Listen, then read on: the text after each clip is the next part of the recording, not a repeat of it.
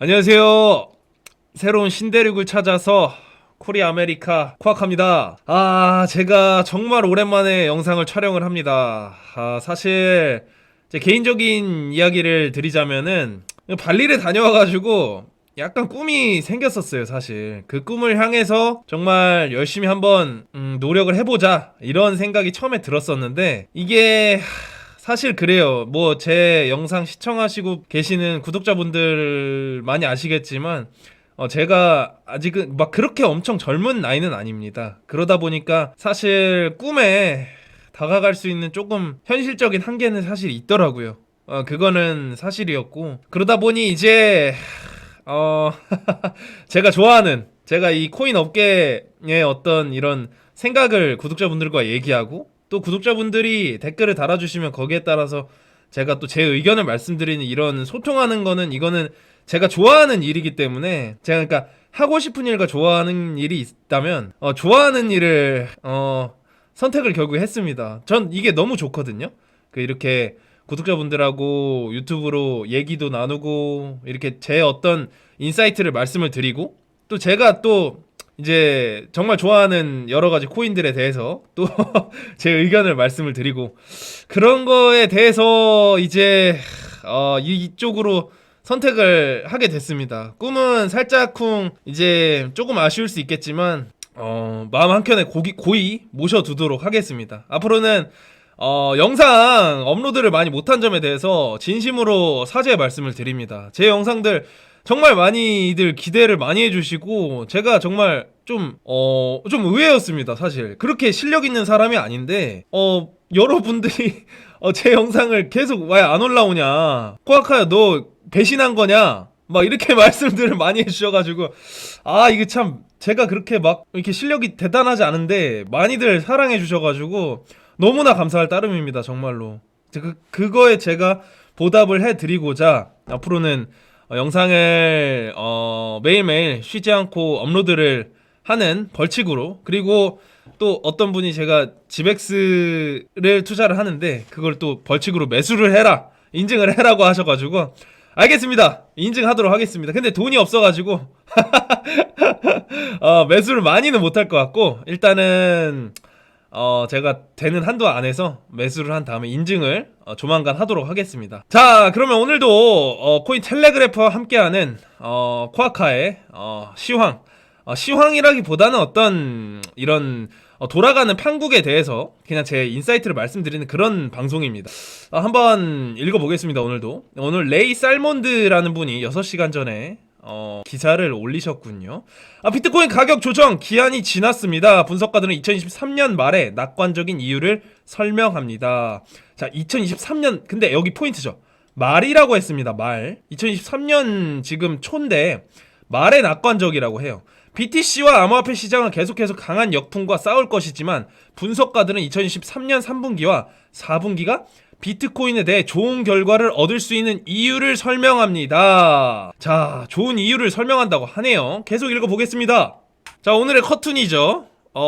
지금 황소들끼리 이렇게 다툼을 하고 있는데 마음에 듭니다. 그림 이 퀄리티가 정말 높아요. 이 코인 텔레그래프 그림들이 B가 뭔가 황소하고 좀 어울리는 느낌이 들고요. 비트코인 제 가면이죠.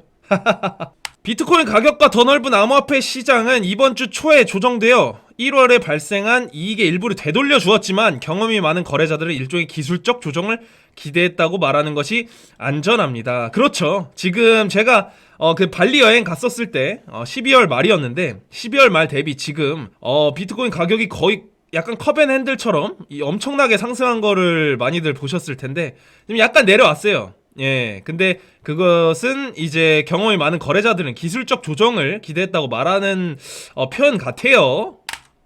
지금 그리고 그 예상치 못한 것은 크라켄 거래소에 대한 SEC의 2월 9일 집행과 서비스형 스테이킹 프로그램이 규제되지 않은 증권이라는 규제기관의 발표였죠. 이 소식에 암호화폐 시장이 매도했고 크라켄이 스테이킹 서비스를 100% 폐쇄하기로 한 결정을 감안할 때 거래자들은 코인베이스도 결국 같은 일을 하게 될 것이라고 우려를 하고 있다고 하네요.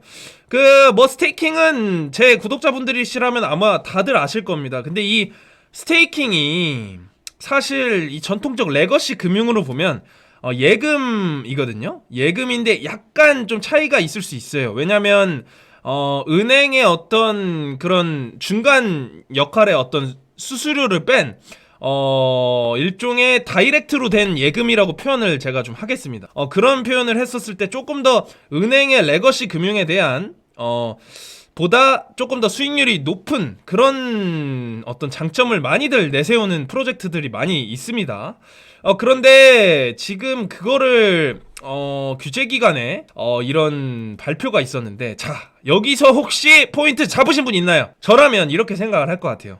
이게 지금 규제기관에 이런 발표, 레거시 금융이죠. 레거시 금융에서 이제 스테이킹 서비스라는 게 어떤 본인들에게 위협이 된다는 걸 깨닫는 순간입니다. 드디어 이제 슬슬 깨닫기 시작하고, 뭐 일전에도 깨닫기 시작은 했을 거예요. 그런데 이제 약간은 좀 그다지 크게 생각은 안 했다가 지금은 이제 코인 시장이 너무나 커지고 각종 기관들도 뛰어들고 정말 큰 손들도 코인 업계에 많이들 뛰어드는 이 판국에 자기네들에게 위협이 된다는 생각을 정말 크게 한 것 같아. 이걸 스테이킹 서비스를 폐쇄하기로 한 결정, 이거 같은 경우에는 정말 어떻게 보면 정말 큰 이유입니다. 이게 크라켄 거래소 자체가 뭐 아시는 분들은 아시겠지만 해외 거래소 중에 어느 정도 이름이 있는 거래소입니다. 이게 참 어떻게 보면 글쎄요, 이게 장점인지 단점인지 모르겠어요. 이런 말이 있죠. 우리가 뭐 약간 신흥 강자가 있어요. 떠오르는 신흥 강자가 별로 만만하고 아유 쟤 그냥 별거 없겠지 싶으면 쳐다도 안 봅니다. 견제도 안 해요. 왜냐? 쟤는 어차피 안 된다고 생각을 하기 때문에. 그런데 지금 코인 시장은 그렇지 않다는 거예요. 지금은 이 규제기관에 규제되지 않은 증권이라는 거는 규제를 받아라 이거거든요. 어떻게든 규제 그 기준을 맞춰서 너희들도 이제는 레거시 금융을 위협하기 때문에 규제를 한번 맞춰서 우리에게 와라, 이 뜻이라고 저는 해석을 하는데 어떻게들 생각을 하실지 모르겠네요.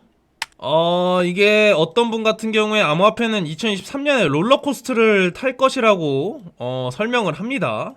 자, 이게 사실 제 의견은 나중에 찬찬히 말씀을 드리겠지만 2023년 지금 분위기를 보자면 거의 대부분 모두가 지금 모아가야 될 시기 뭐 이런 식으로 표현을 합니다. 근데 이거를 시장에서 기회를 줄지, 그리고 항상 제가 말씀드렸죠, 모두가 바라는 그런 방향은 절대 오지 않는다. 왜냐? 그게 바로 어떤 인간이 예측이 가능한 시장은 절대 존재하지 않기 때문입니다. 항상 불가능한 예측 시장에서 모든 일, 역사가 이루어지기 때문에 예측이 이렇게 된다, 절대 그것만 가지고 시장을 바라보시는 거는 조금 조심스러워야 할 그런 부분입니다. 여기 보시면은 이제 비트코인과 가격과 달러 지수가 있는데 DXY 지수죠. 지수가 내려가야 비트코인 가격이 약간 이제 이런 상관관계를 보이긴 합니다. 달러하고 비트코인 자체가요. 그런데 뭐 100% 맞다고 할 수는 없고, 보시면 여기 내려갈 때 뭐 이게 비트코인 가격이 올라가잖아요. 그 이유는 달러로 비트코인을 사기 때문이에요. 예, 그렇게 바라보셔도 됩니다, 사실. 근데 이게 사실 그래요. 이게 100% 맞다기보다 뭐 요 정도는 사실 보실 수 있잖아요. 이게 뭐 DXY 지수가 주가가 뭐고, 뭐 비트코인 아직 잘 모르시는 분도 그냥 그냥 방향 정도는 보실 수 있잖아요. 이게 다 뭐 이렇게 올라가고 내려가고 요 정도만 보신다면 적당히 해석은 가능하리라고 판단이 됩니다. 연준 피벗은 투자자가 예상하는 것보다 훨씬 오래 걸립니다. 몇 달 동안 소매 및 기관 거래자들은 금리 인상 및 양적 긴축 정책에 대한 미국 연방준비제도 이사회의 궁극적인 중심축을 예언했습니다. 일부에서는 최근 축소된 규모와 미래의 금리 인상을 그들의 예언을 확인하는 것으로 해석하는 것처럼 보이지만, 지난 FOMC 이후 기자회견에서 파월은 향후 금리 인상의 필요성을 암시했으며 이분도 그렇게 말했다고 합니다. 워싱턴 경제 클럽에서 파월은 이렇게 말했습니다. 파월에 따르면 노동시장이 매우 강하기 때문에 추가 금리 인상이 필요하다고 생각합니다. 자, 노동시장이 지금 매우 강하다고 해요. 제가 조금 공부를 해봤는데 지금 실업률이 조금 더 올라가야 된다고 합니다. 이게 좀 역설적이긴 하죠. 조금 좀 가슴 아픈 이야기일 수도 있는데, 사람들이 직장을 좀 더 잃어야 그래야 경기가 안정이 된다고 해요. 이게 어떻게 보면은 유토피아의 논리와도 똑같죠. 모두가 잘 먹고 잘 살고 모두가 취업을 한 세상에서는 결코 모두가 행복해질 수 없다는 그런 의미도 사실 포함하고 있다고 생각을 합니다. 2023년을 더 깊이 들여다보기 위에 나열된 문제의 더 약세적인 특성에도 불구하고 델피 디지털 분석가는 2023년 하반기에 보다 긍정적인 전망을 발표했습니다. 분석에 따르면 다음과 같습니다. 유동성 확장의 필요성은 해가 갈수록 더욱 시급해질 겁니다. 노동시장의 균열도 더욱 분명해질 것이며 실업률이 더 올라간다는 얘기죠. 이는 연준이 보다 완화적인 정책으로 전환할 수 있는 기회를 제공할 것입니다. 지난해 말 우리가 언급한 글로벌 유동성의 역전은 약한 성장 전망과 국가부채 시장의 취약성 증가에 대한 우려에 대응하여 가속화하기 시작하여 2023년 하반기 위험자산에 대한 지원 역할을 할 것입니다. 금융시장의 유동성은 6에서 18개월 동안 지연되는 경향이 있어 2024년에서 2025년에 대해 보다 낙관적인 전망을 설정합니다. 자, 역시 이분 이렇게 말씀을 하죠. 2024년과 5년 사이의 낙관적인 전망을 예측을 한다고 합니다.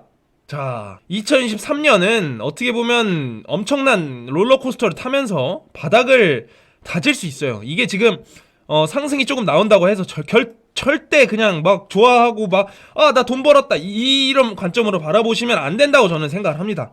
뭐 생각이 다를 수 있지만요. 그치만은 저 또한 똑같아요. 이번 사이클은 조금 다를 수 있다. 왜냐면 지금 모두가 다 하나같이 생각을 하고 있어요. 비트코인 2023년에 매수를 해야 된다. 근데 과연 이게 그걸 줄까요? 제 생각인데 2023년에 좀 상승을 하면서 개미를 모은 다음에 한번 하반기층 가서 떨굴 것 같아요. 저는 그렇게 바라봅니다. 왜냐? 모두가 다 예상을 하기 때문에 시장 참여자를 많이 끌어모아야 되거든요. 그래야 고래들이 돈을 벌고 내려갈 때 이제 개미들이 팔거든요.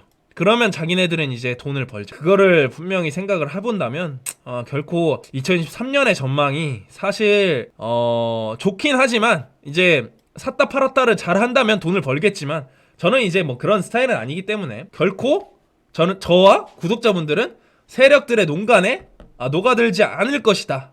그거를 다시 한번 말씀을 드립니다. 자, 오늘 정말 간만에 영상을 촬영을 해봤는데 어떻게 아직 많이 부족합니다. 이게 근데 정말 많은 분들이 이제 코아카 영상을 많이 기다려주셔가지고 제가 기대에 부응을 해야 될 것 같습니다. 제가 부족한 실력임에도 제 얘기를 항상 들어주시고 집중해주시는 구독자분들 때문에 제가 앞으로 다시 이 코인 유튜브를 계속해서 해나가도록 하겠습니다. 오늘도 정말 부족한 실력이지만 구독자분들 덕분에 제가 힘내서 계속해서 영상을 촬영하겠습니다. 코아카였습니다. 감사합니다.